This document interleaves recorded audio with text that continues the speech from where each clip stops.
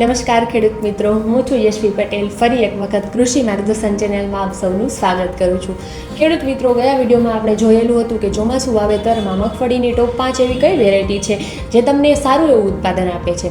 તો આજના વિડીયોમાં આપણે વાત કરીશું કે મગફળીના બિયારણની પસંદગી તો તમે કરી લીધી છે, તો હવે એની બીજ માવજત કઈ રીતે કરવી જોઈએ, મગફળીના દાણામાં કઈ દવાનો પટ આપવાથી ખૂબ જ સારા એવા રિઝલ્ટ મળે છે અને કઈ દવાઓના પટ આપવાથી શું શું ફાયદો થાય છે એ વિશેની ચર્ચા કરીશું.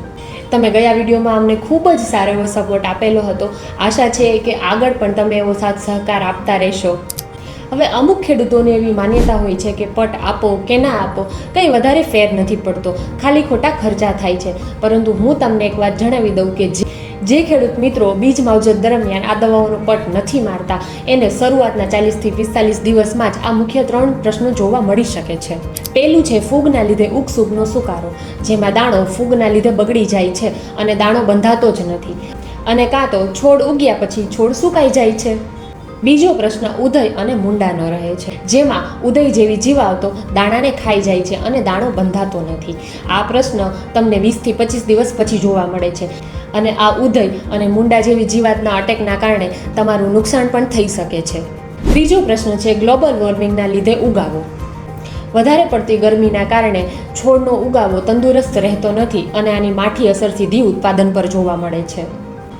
જો ખેડૂત મિત્રો તમે પણ ઈચ્છતા હોય કે શરૂઆતના 40 થી 45 દિવસમાં જ તમારા ખેતરમાં આવા 3 પ્રશ્નો જોવા ના મળે, તો તમારે બીજ માવજત દરમિયાન દવાઓનો પટ મારવો ખૂબ જ જરૂરી છે. એક અગત્યની વાત એ જણાવવાની હતી ખેડૂત મિત્રો કે અત્યારે જે પણ દવાઓની ભલામણ કરવા હું જઈ રહી છું એ દવાઓની ભલામણમાં અમે કોઈ પણ કંપનીનું પ્રમોશન કરતા નથી. અમારા તેમજ ખેડૂતોના અનુભવ મુજબ અમે દવાઓની ભલામણ કરીએ છીએ. તો સૌથી પહેલાં પટની વાત કરીએ તો એ ફૂગના લીધે આવતા ઉગસુગના સુકારાનું નિયંત્રણ માટે આપણે કરવાનું છે. તો એના માટે આપણે વાત કરીએ તો ધાનુકા કંપનીનું વિટાવેક્સ જી છે એ 1 કિલોના દાણામાં તમે 2 થી 3 ગ્રામ જેટલું યુઝ કરી શકો છો. અને બીજું છે BSF કંપનીનું સિસ્ટીવા, જે 1 થી 1.5 ml જેટલું તમે 1 કિલોના દાણામાં યુઝ કરી શકો છો.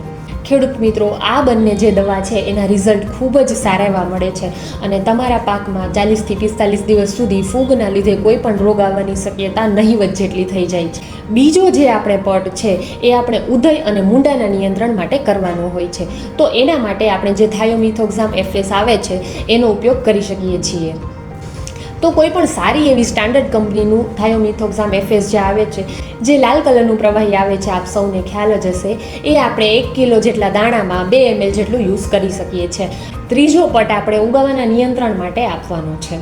તો કોઈ પણ સારી કંપનીના માઇક્રોન્યુટ્રિયન્ટ્સ જે આવે છે એ આપણે આપી શકીએ છીએ, જે શરૂઆતથી જ છોડને પૂરતું પોષણ પૂરું પાડે છે અને જેનો ઉગાવો પણ જુસ્સેદાર હોય છે. એક ખાસ વાત એ જણાવવાની હતી ખેડૂત મિત્રો કે જ્યારે તમારે વાવેતર કરવાનું હોય એ વાવણીના સમયના 8 કલાક પહેલાં તમારે આ દવાઓનો પટ મારી દેવો જોઈએ અને પછી એમને છાંયડામાં સૂકવી દેવું જોઈએ. બીજી એક ખાસ વાત એ જણાવવાની હતી ખેડૂત મિત્રો કે તમે ખૂબ જ જો ગરમીવાળા વાતાવરણમાં વાવેતર કરો છો તો જે તમે બીજ માવજત દરમિયાન દવાઓનો પટ આપેલો છે એનું રિઝલ્ટ ખૂબ જ ઓછું મળશે.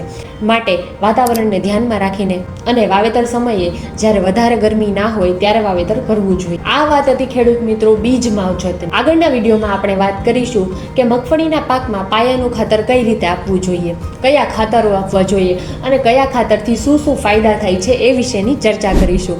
જો તમે ચેનલને હજી સુધી સબસ્ક્રાઈબ ના કરી હોય તો અત્યારે જ અમારી ચેનલને સબસ્ક્રાઈબ કરી લો અને તમારો આવો નવો સાથ સહકાર અમને આપતા રહો. ધન્યવાદ.